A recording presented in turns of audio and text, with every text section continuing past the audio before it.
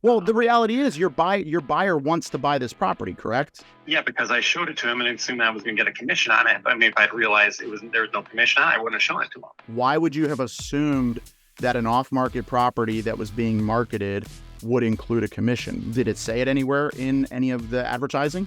Not in your particular one. I've seen other ones that have said that. So you would agree that it would be stated in an ad whether or not you're going to get commission. I'm not going to agree to what you're saying. You're trying to back me into a corner on this. I'm not backing you into a corner. You literally said you assumed, right? So yes, I did. But again, just right now, you're trying to sell me on this. I'm not trying to sell you. I'm trying to help you make money on a deal that your buyer has already expressed interest and said they want to move forward with.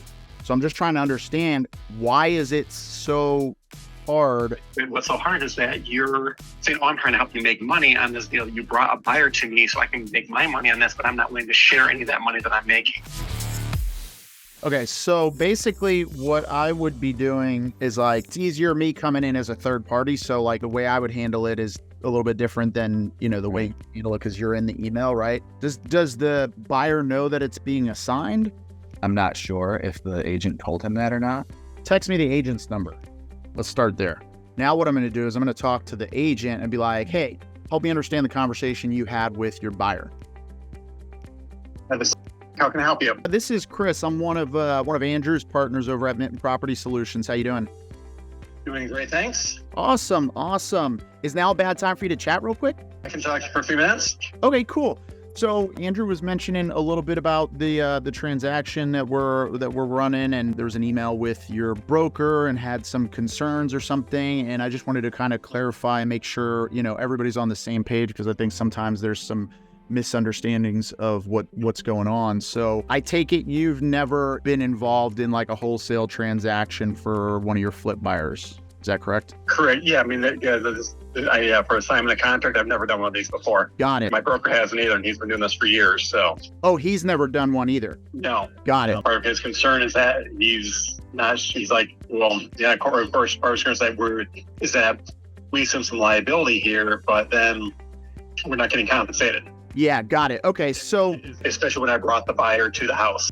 Sounds like there's just a little bit of misunderstanding of how the functions and the mechanics of this type of transaction works. Just out of curiosity, your fix and flip buyer, they're doing, multiple flips? No, he's doing one right now. He's just doing one right now. Okay, but he has done a bunch before, right? Okay, so he's new to this. Got it. So this is his first time doing a transaction. Okay.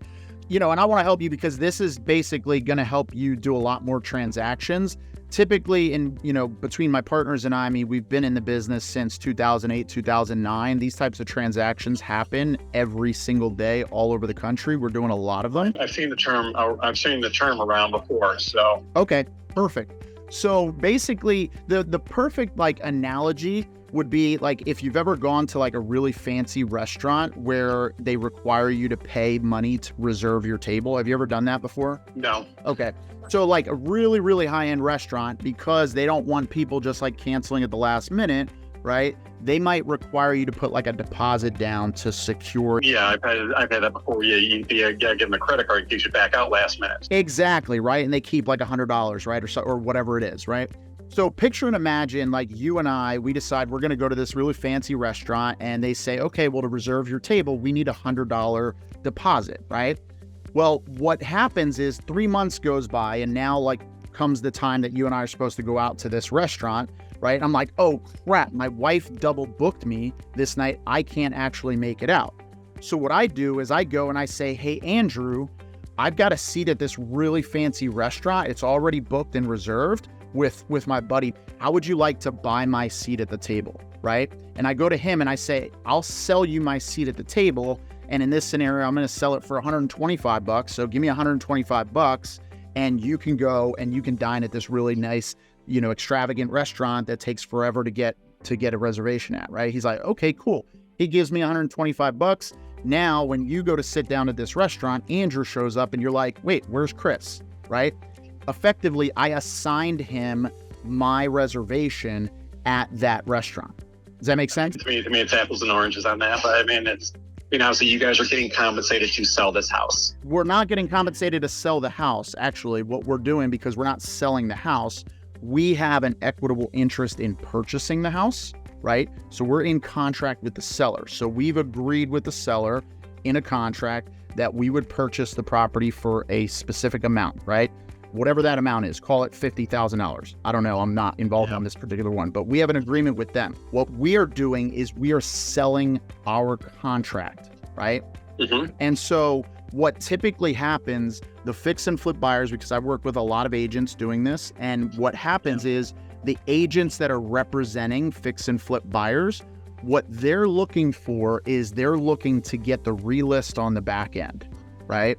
When it's all fixed up. Which I understand, but again, but if I go through MLS, I find a deal, I get it on both ends. Yeah, that's fine, but you didn't go through the MLS and we didn't list it, nor did we advertise a commission on this, right? So at the end of the day, right, like if your buyer is interested in moving forward with a particular purchase, like if you guys have questions about the legalities of it, we're happy to connect you with title and escrow that does these transactions all the time, so they can confirm to you that this happens on a regular basis. It's legal. Yeah. No, it's just my concern is that, like you guys are making money. I mean, I understand why, since we brought the buyer to you, why don't we get a commission? Because this is not the MLS, where it's not a listed property. Yeah, but I understand that's a technicality there, but it's still. Well, it's not a technicality. It's a legally binding agreement, right? When you don't just list a property on like a handshake and a word, right? You enter into a legally binding contract to list a property, and that contract states that you as the listing agent are entitled to a commission, and that commission could be any percentage that you guys agree upon, and from that percentage, you split that with the buyer's agent, correct? Yeah, but in this case scenario, you guys are basically you guys are making a profit from the buyer that I'm bringing to you. No, we're making a profit on the contract that we negotiated at a rate that is suitable for us to then turn around and sell to a buyer, right? You remove yourself as the agent, because the reality is, right, like as an agent, you represent buyers and sellers for listed properties. Now, you're doing the right thing as an agent, right, for your buyer. Like you're doing what 90% of agents don't do, which is seeking out deals outside of the MLS. That's a smart thing to do, and I would continue encouraging you to do that because it's going to make you more valuable to your buyers. But what's happening is you're kind of wearing both hats at the same time. You're wearing the agent hat, but then you're also going outside of what normal agents do, and you're still wearing that agent hat, right? You need to take a step back and view this through the lens of an investor and say, hey, how can I benefit my investor? I benefit my investor by bringing him good deals that he's happy to move forward with, that makes sense for his numbers. Now, if I'm gonna look at it through the lens of like, yes, but I gotta make sure I get paid every single way possible, then I'm going to get in the way of making deals happen and making my buyers money, which is ultimately what's going to make them want to continue working with you in the future on other deals, right? I know what you're saying. Like, yeah, oh yeah, just take, but again, I'm sure you guys are making a very nice, I know it's not, maybe not huge, but I'm sure you're making a very comfortable, I'm making a comfortable profit off of this. Otherwise you wouldn't be doing it. Well, that's neither here nor there. What we're making on a property has nothing to do with where you're at. And it's a lot more than I'm making on this property in this deal. Maybe you should be an investor and not an agent then. I mean, that's a different situation. That's a different scenario. Yeah, but you're bringing it into the conversation, right? Like our job, as investors, what we do is we buy and sell properties, right? Sometimes we buy and hold, sometimes we fix and flip. Sometimes we decide that it makes more sense to hand this off to another investor that specializes in that particular property and let them take it and make the money on it. And we just make a small, meager profit on it. Like I can tell you, this is not a grand slam home run deal for sure, right? But the reality is, the property's only $70,000. Exactly. But what it sounds like is you want protection, knowing that if you have your hand in this transaction, you're going to make money along the way, right? I mean, yeah, but again, if I put the work into finding this property for my client, then yeah, then I should be compensated for it. Yeah, and you should buy your. On the back end, I'm gonna have to do other work that I should do that would normally be compensated for anyways when I help him resell the property after he flips. Yeah, but if you don't bring him a property, then you make no money, right? Yeah, in this case, I'm making no money either. No, that's not true, right? What you need to do, and what we typically have agents do, is they enter into an agreement with their buyer stating that when the property is fully renovated and they're ready to relist it on the market, that you will be the agent that is going to represent them.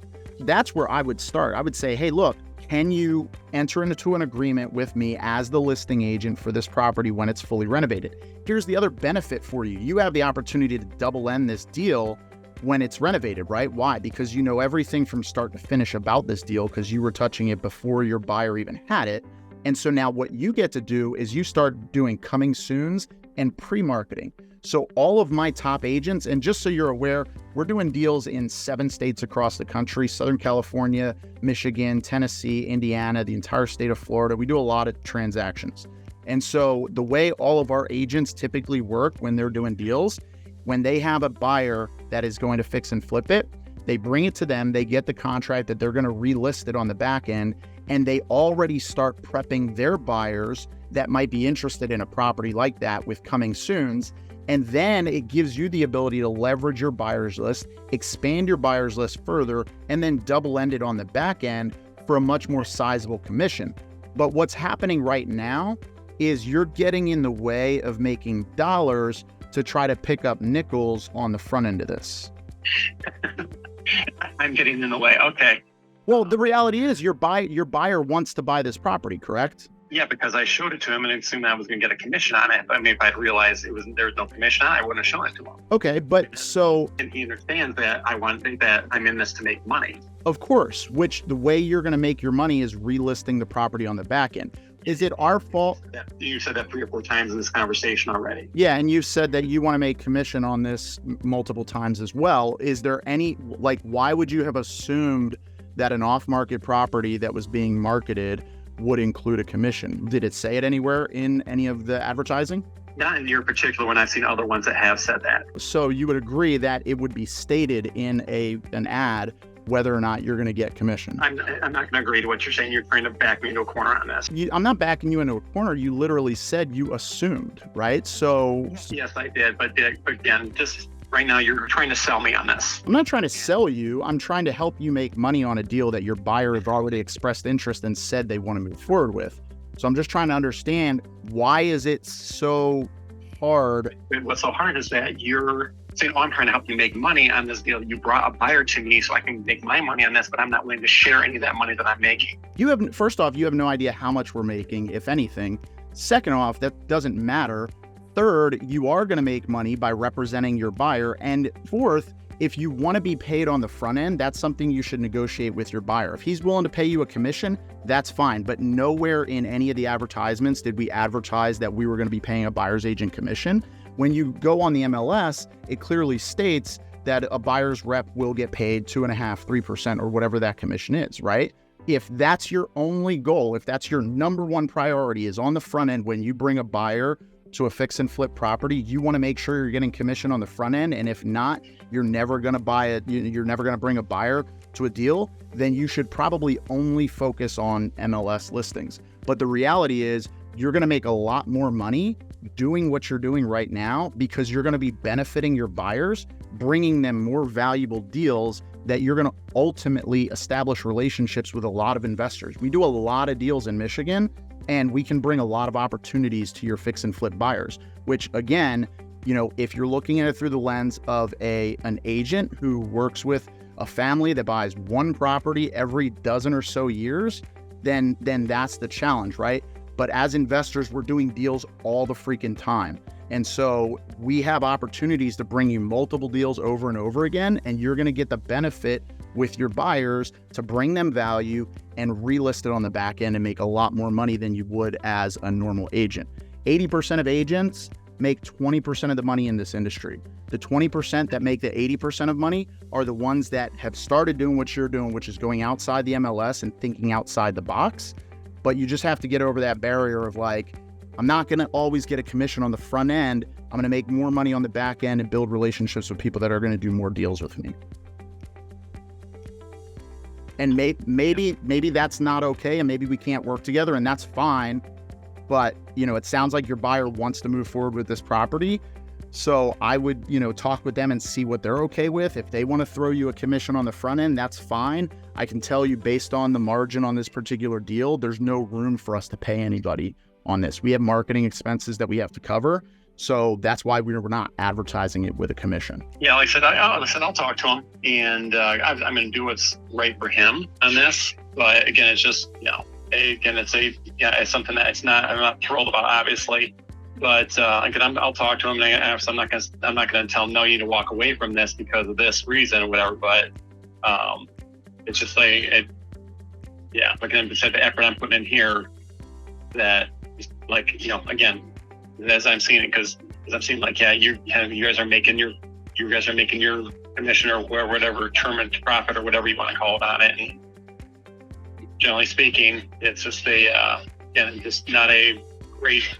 To me, it's not a great scenario at this point when I brought him the deals. Hey, look, I totally get that, and it might feel uncomfortable considering what you've been preconditioned to believe in this industry, right? The reality is 90+% of agents, are, quite frankly, there's a reason why we don't work with a lot of agents. We work with unicorn agents, and those are agents that think outside of the box and look at the bigger picture and not just one deal, right? The onesies and twosies, that'll get you by, but the guys that are building significant businesses and are establishing themselves as a presence are the ones that are doing deals that are going to create more opportunities for them. And so we like building relationships with agents that think outside of the box because we can bring them multiple deals over and over again. So I think you would probably agree that somebody that is going to get you involved and get you commissions on 2, 3, 4, 5, 10 deals over the course of a year is probably a more valuable relationship than somebody that's going to get you commission on one deal a year, right? Possibly.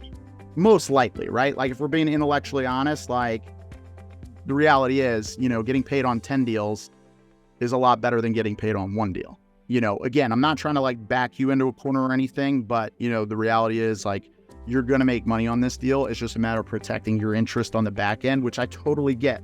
So, I would talk to your buyer and make sure, and again, we're willing to add into the assignment agreement that states that, you will be the one that relists the property when it goes to retail resale. So that way you're protected in our agreement directly with the buyer. And if you want to enter into a listing agreement with the buyer as well, and then you'll have double protection, we have no problem doing that. Yeah, like I said, I'm not worried about being able to resell the property. Once he fixes stuff, that I'm not concerned about.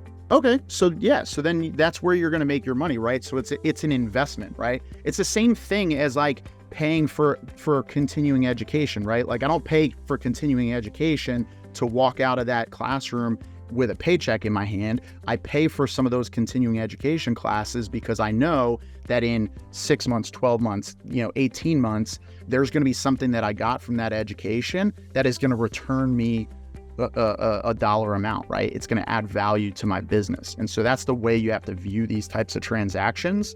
And again, sometimes we might actually, when we have a property that we fix and flip ourselves, or that is renovation, is already renovated and we need to list it, there could be opportunities for us to get you on as the listing agent for those deals as well. So this is how we build these relationships and establish, long-standing relationships with agents in these markets that we're doing deals in. Sorry, it's a little loud. Music's a little loud in here. Oh, no, I got you. Well, talk it over with your buyer, if they're confident and comfortable moving forward. I mean, again, if they want to throw you, a referral fee or a finder's fee for bringing you the deal, I don't think that's unreasonable for you to expect from them. I just know the margin on our deal right now, there's not room for it. Maybe in the future in other deals, there might be margin to do that. But on this particular deal, it's a really tight deal, which is why we're moving on from it. But it sounds like it could be a great opportunity for your buyer, and it's something that they want to move forward with. So talk it over with them, see what they, want to do. And then hopefully we can get this across the finish line. And if not, then, maybe we can do some other deals in the future together. All right. Sound good? I'll talk to you and definitely be back in touch with you guys soon. Awesome. Have a great rest of your day. Oh, man. Good work, man. I don't even know. I don't know how I feel on that one. He's like a snail in a shell that's slowly creeping out, and he's going the right direction with trying these other things, but he's working under a brokerage where they're conditioning him like, nope, you have to get a commission every single step of the way, blah, blah, blah, blah, blah. I've never even heard of an assignment. I don't like the sound of that. Like crazy. It's like, this is crazy. I can't believe like I had to have that conversation. Like, and I was getting frustrated because he was like, you could see like, he was like wanting to think outside of the box, but then he's like putting himself back in. But it's apples and oranges. I don't make any money on this one. Like, bro, well, you're going. Obviously, I'm going to do what's best for my client at the end of the day. Well, okay. Well, he said he wants to buy it, and he is ready today to put a non-refundable $4,000 EMD into the property, regardless of what happens on the inspection next Wednesday. Exactly. And you just said, like, Going to roll the dice out the back end because he's going to relist it with me. Like, okay, cool. So that's where you make your money. What did you think about the continuing education part when I dove into that? I feel like that would, like, had I used that earlier, it might have sat better. You try to find like the perfect analogy that like kind of fits what this person is thinking. Yeah. This guy's going to be done with this in 3 months, and you can bring a buyer, and then he's going to have money, and then he's going to do another one. And then like, if you never would have brought him because you aren't going to make, $2,100 on the front end, then he wouldn't have a deal to buy that he wants to buy. And you wouldn't have a property to relist in 90 days. And then you wouldn't have another one to list in another 90 days. And then another one to list in another 90 days. Yeah. What's he going to sell it for when it's fully renovated? 170. 170. Okay. So 170, he gets a 3% commission. That's $5,100. Like, More than double. yeah. And then if you bring the buyer, that's 10 grand. He thinks he's already got that 5,100 in his pocket, so he wants an extra 2,100 right now. Exactly. That's the thing. But he'd rather light that 5,100 on fire for 2,100 now. Yep. And he's like, well, if I find another property on the MLS, like, okay, cool. Why haven't you? Go find another property on the MLS. You're welcome to. This guy's ready to buy right now. He's staring at this one in the face. I'm sorry. Do you not have access to the MLS? Like, was your access shut down? Like, are you not able to see those deals?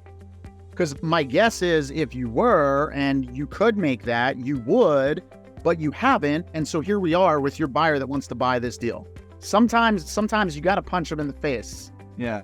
But what I did get him to say is I'm not going to tell him not to buy it, which is huge, right? Because like, if he doesn't say, don't buy this deal, if he's like, oh, well, like they're not going to give me a commission, like he's going to make himself look like a freaking a-hole to his buyer is really what it comes down to. What I should have done is just like kind of like brush it under the rug and then got the assignment agreement signed and gotten the EMD in. And then he's like, Monday, he's going to be like, so when are we signing this purchase agreement? I'm like, we're not.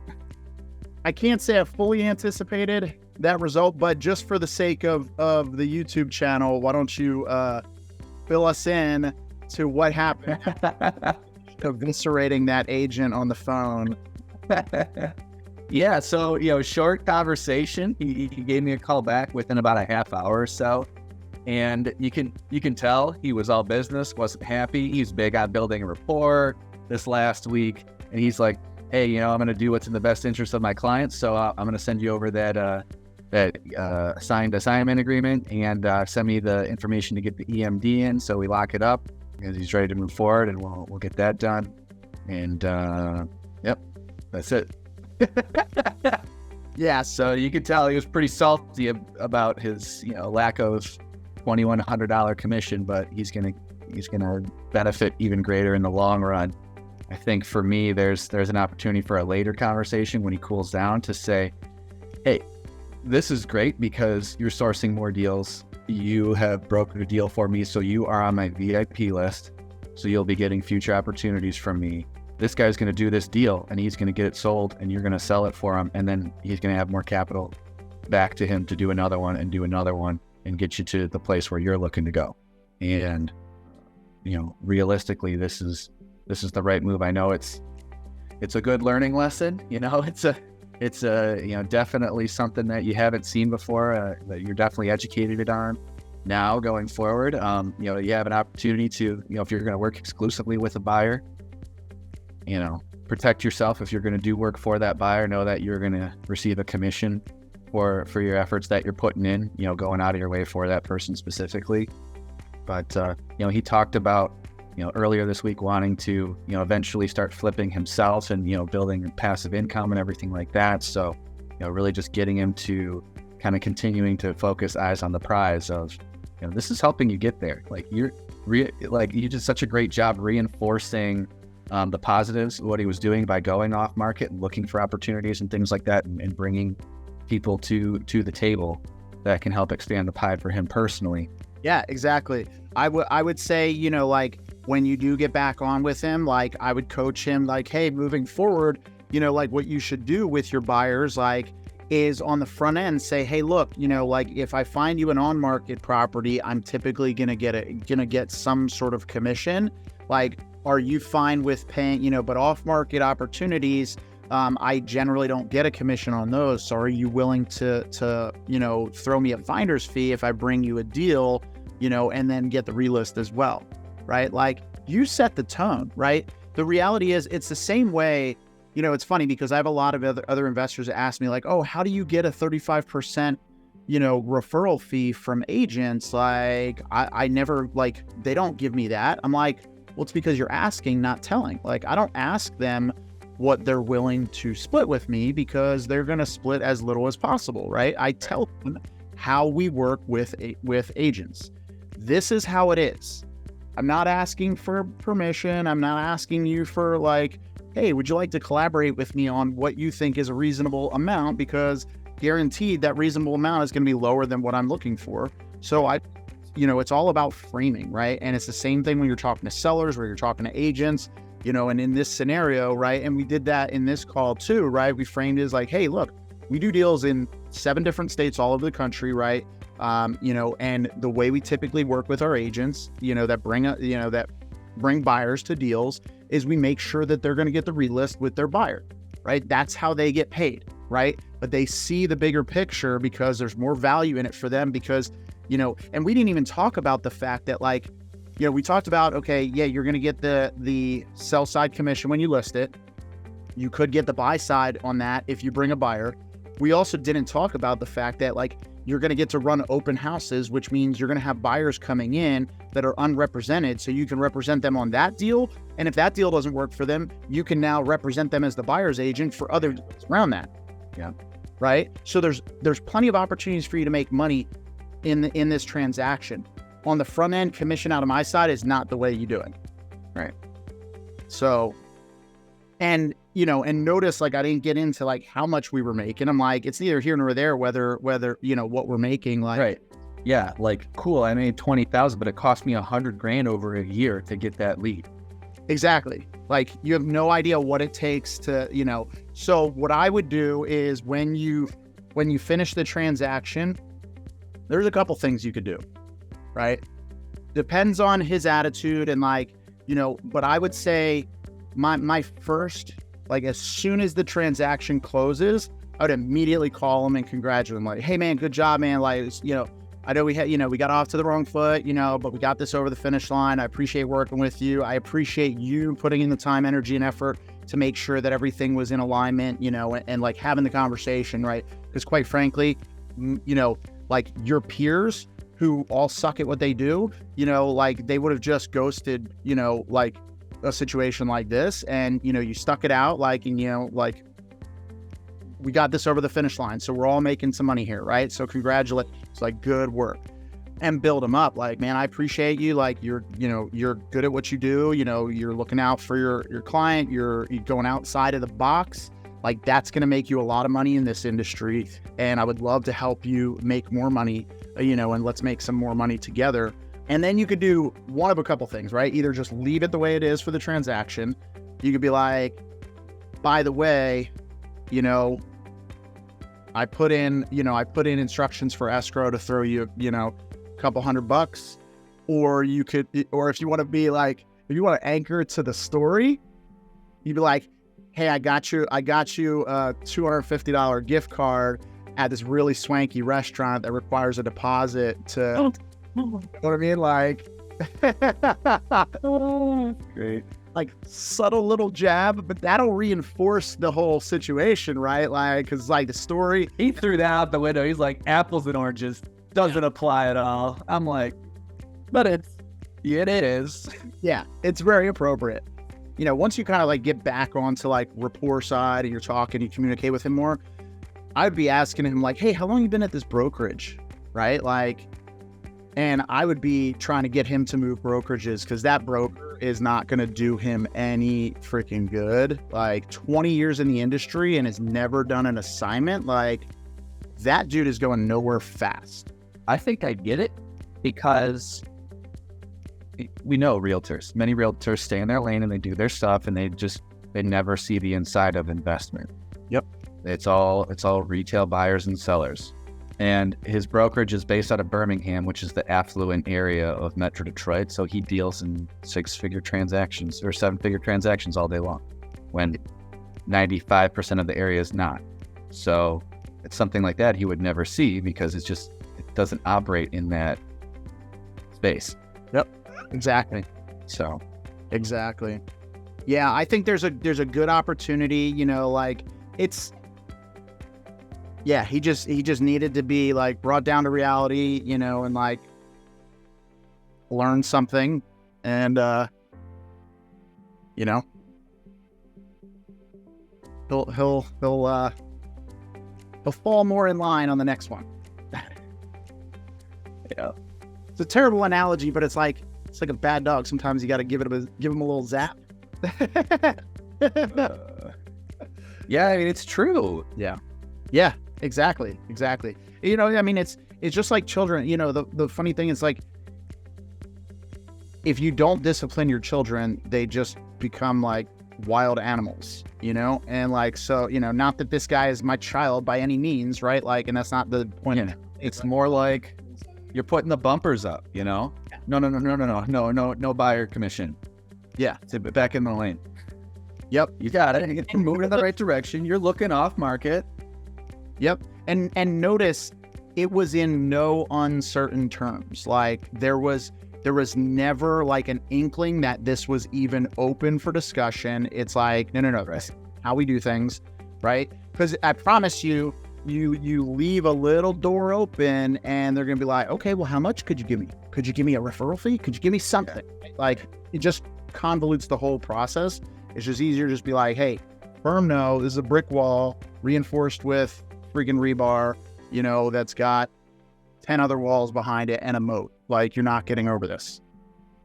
So, now if you want to like even next level it and like prevent, you know, that comeback situation of like, oh, I saw how much money you made on this, blah, blah, blah, whatever. Like, again, like you need to like restructure your frame of thought, right? Like, yeah, you can educate them on how much money it costs to market per deal, all that jazz. Alternatively, you can just assign it to another entity you have and like daisy chain it to them. So that way all they're seeing is, you know, he thinks it's a totally different entity, you know, that you got it from, you know, and then that's a whole nother Can't do it. And, you know, It's already through the I go, goalpost. but like, you know, sure. If that's something you're worried about, you can do that, you know, and, you know, mark it up along the way. But, probably could assign it for